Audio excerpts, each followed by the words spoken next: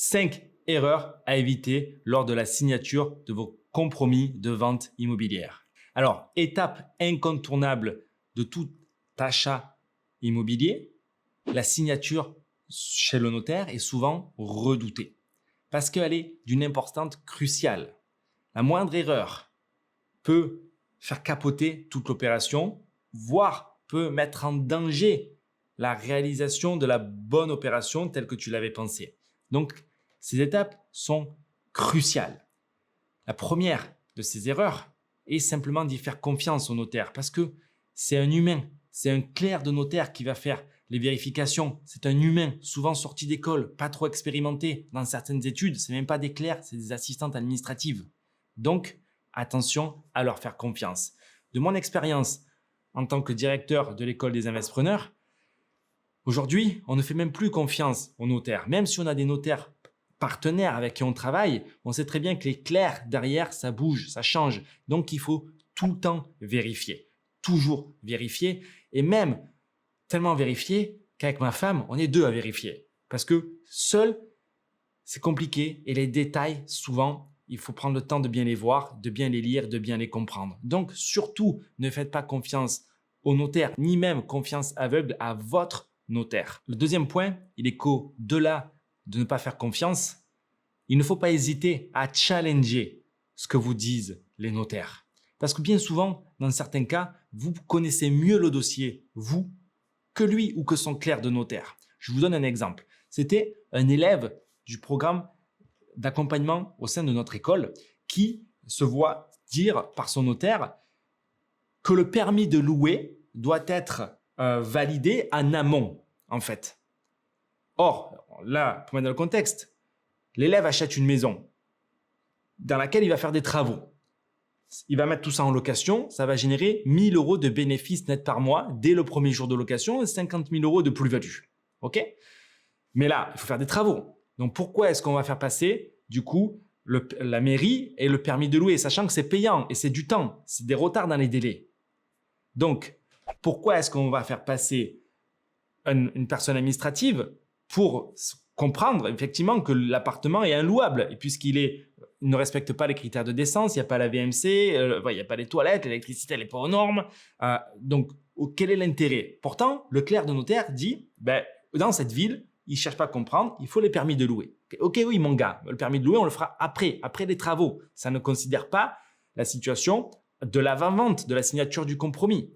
Ok? Par contre, si le client avait signé, il aurait perdu 2-3 semaines et il aurait perdu de l'argent pour faire les permis de louer. Et donc, 2-3 semaines de retard dans la signature.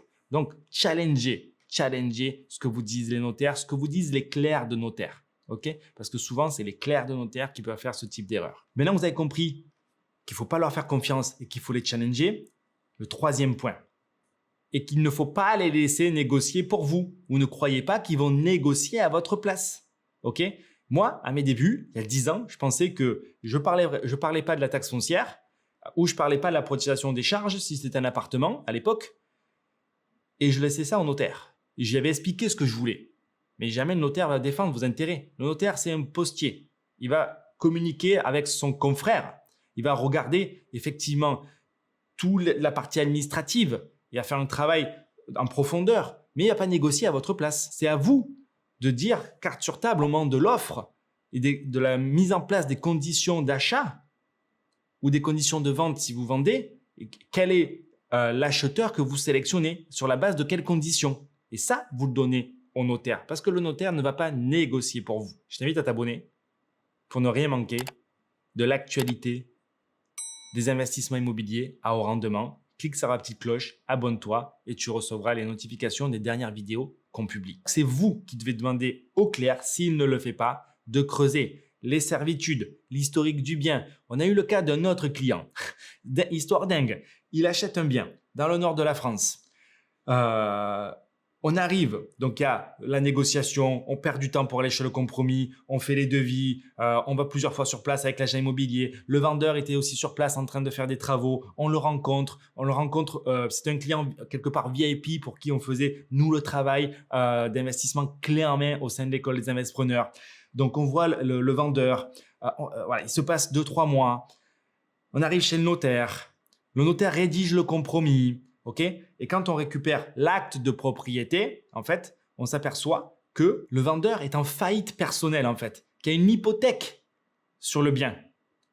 Ok. Donc, il faut retourner voir l'avocat, faire lever l'hypothèque, la banque, s'assurer que c'est clean pour que du coup, notre acheteur achète bien le bien et non pas les dettes.